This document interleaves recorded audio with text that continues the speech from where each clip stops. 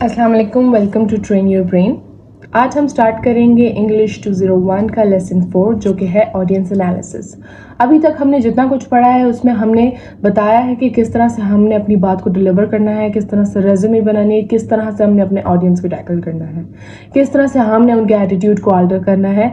अब हमने पता करना है कि ऑडियंस हो किस, अब हमने ऑडियंस के एंड से पढ़ना है। तो ऑडियंस एनालिसिस में से सबसे इंपॉर्टेंट जो है, हमने ऑडियंस को टारगेट कैसे करना है। ये बहुत इंपॉर्टेंट क्वेश्चन है। ये आ सकता है आपके पास कि हमने अपने ऑडियंस को टारगेट करने के लिए कौन कौन से एस्पेक्ट्स यूज करने चाहिए। यहाँ पे सबसे पहले आप यही डेफिनेशन लिख सकते हैं कि टारगेट ऑडियंस होती क्या है। टारगेट ऑडियंस जो होती है वो एक पर्टिकुलर नंबर ऑफ पीपल होता है, या तो फिर कोई डेमोग्राफिक ग्रुप होता है जिसके लिए या जिसको हम अपना मैसेज डिलीवर करते हैं। ठीक है, ये सबसे शॉर्ट और बेसिक डेफिनेशन है जो आप अपने पेपर में यूज कर सकते हैं। ऑडियंस जो है आपके लिए डायरेक्ट इंडिविजुअल भी हो सकता है या एक से ज़्यादा बंदे भी हो सकते हैं, और ऑडियंस की बहुत बड़ी कमांड होती है कि वो आपके काम से अपने लिए जो है डिसीजंस बनाए। तो सबसे पहले आपने क्या करना है कि ऑडियंस की टाइप और कैरेक्टरिस्टिक्स को स्टडी करना है।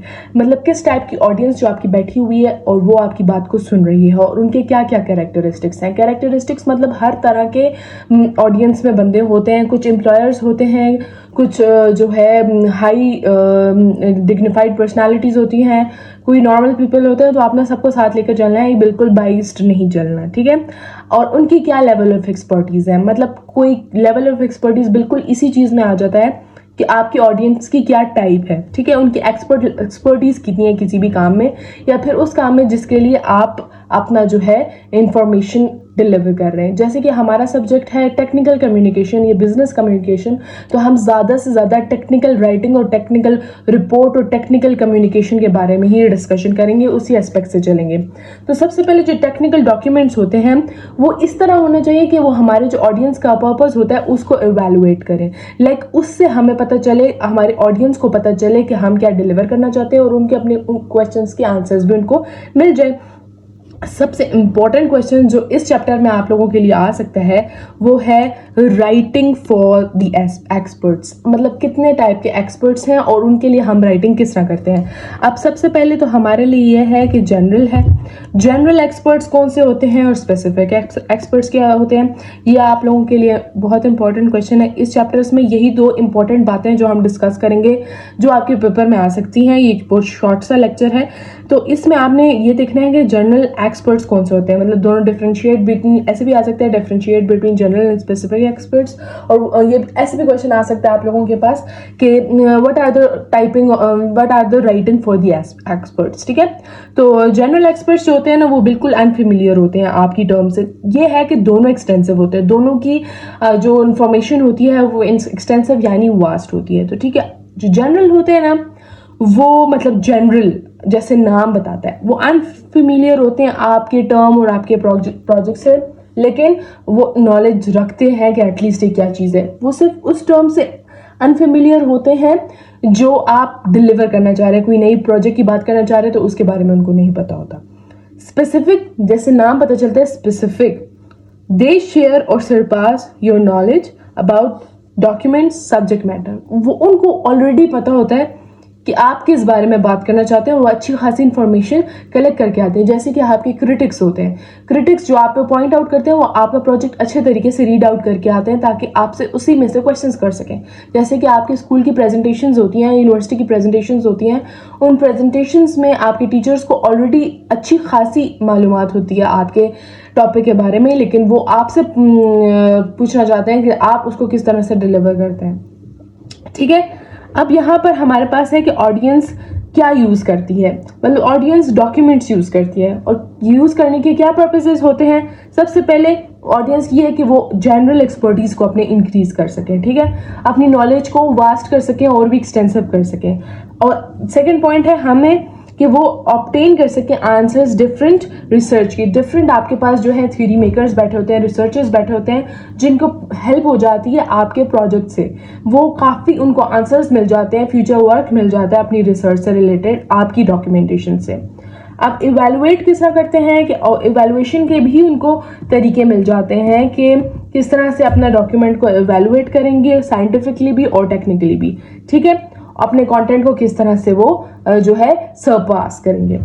अब जो इम्पोर्टेंट है वो ये है स्ट्रेटजीज किस तरह से इम्पोर्टेंट है कि आपको इस तरह से इनका क्वेश्चन आ सकता है कि what are the strategies of targeting the audience और what are the strategies used for the audience analysis. तो ऑडियंस एनालिसिस के लिए सबसे फर्स्ट पॉइंट आप ये लिखेंगे कि आपने अपनी इंट्रोडक्शन को शॉर्ट या प्रिसाइज रखना है। कोई भी ऑडियंस बोर हो जाएगी जब उसको इतनी ज़्यादा इंट्रोडक्शन दी जाएगी। इंट्रोडक्टरी पैरा की बात हो रही है यहाँ पे, आपने स्मॉल सी ब्रीफिंग बनानी है। सेकेंड, आपने एक्सेसिबल इन्फो यूज़ करनी है। एक्सेसिबल इन्फॉर्मेशन ऐसे यूज़ कर सकते हैं हम, एक्सेसिबल मीन्स ऐसी जिसकी हर किसी को एक्सेस हो, यानी कुछ ऐसी बात बीच में ना हो जिसमें ऑडियंस कहे नहीं ये तो हो ही नहीं सकता यहाँ पाकिस्तान में, इसलिए इसकी ज़रूरत ही नहीं। आपकी मिड पर ही प्रेजेंटेशन में बिल्कुल ब्लैंक हो जाएगी ऑडियंस। तो आपने कनेक्टेड रखने के लिए उनको ऐसी इंफॉर्मेशन प्रेजेंट करनी है जो उनको लगे येस इट इज़ एक्सेसिबल और हम भी ये यूज़ कर सकते हैं। थर्ड ये है कि आपने छोटी सी डेफिनेशन बतानी है हर उस इनफेमिलियर टर्म के लिए, हर उस अनफेमिलियर प्रोसीजर के लिए जिनको ऑडियंस को आइडिया नहीं है। जो पहली दफ़ा आप चीज़ इंट्रोड्यूस करा रहे हैं, बहुत ज़्यादा डिटेल में नहीं जाना, स्टार्ट में थोड़ा सा ऑब्जेक्टिफाई करना है उसको, आहिस्ता आहिस्ता क्वेश्चन से ही। अगर आप जब ऑडियंस को मौका मिलेगा वो आपको अपनी एक्सटेंसिव रिसर्च के लिए आपसे क्वेश्चन करेंगे। जब आप वो क्वेश्चन करेंगे देन आप उसको आंसर देंगे तो वो जो टॉपिक होगा ज़्यादा इंटरेस्टिंग हो जाएगा। ना कि इसलिए कि वो टीचर, जैसे हम स्कूल में पढ़ते थे, टीचर एक बहुत वास्ट नॉलेज देते थे एक टॉपिक के बारे में, इतनी ज़्यादा, क्योंकि वो तो हमने फॉर द लर्निंग पर्पज, वो तो एक अलग एक्सपेक्ट है सॉरी, तो उसमें जो है स्टूडेंट्स बोर हो जाना स्टार्ट हो जाते हैं। तो हमने यहाँ पर अपनी ऑडियंस को बोर नहीं करना है, ठीक है। In short, manager read for different purposes. अब मैनेजर्स जो बैठे होते हैं, आपके एम्प्लॉयज़ बैठे होते हैं, वो डिफरेंट पर्पजेस के लिए रीड करते हैं। मतलब सबसे पहले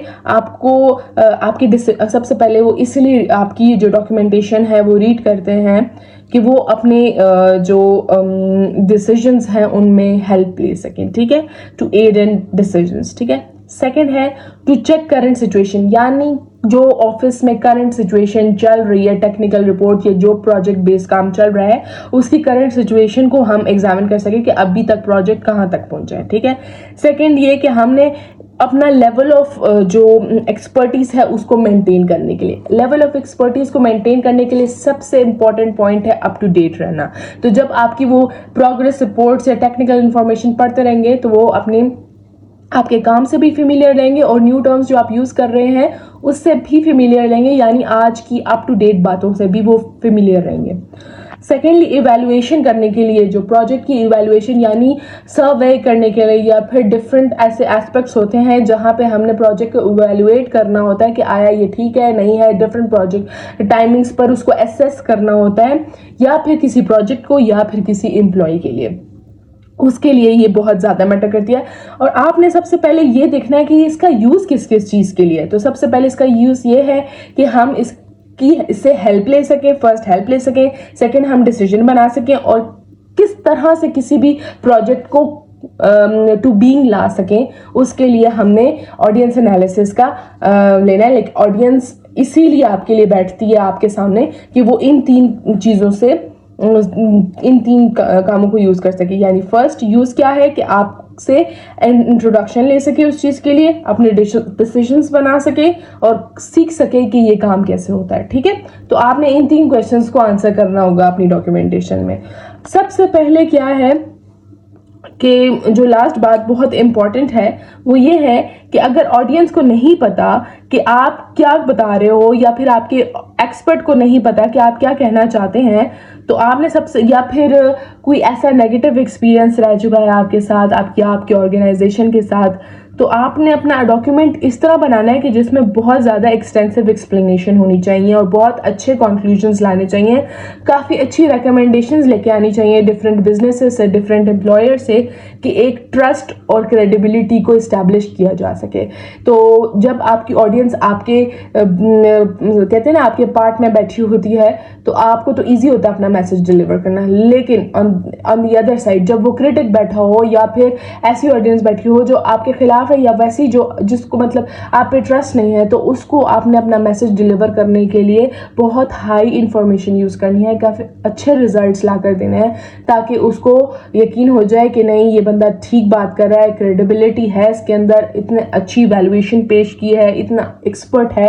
ये सब चीज़ें उनके क्वेश्चंस को नो, उनसे सारी जो डील्स हैं उन नोज को येस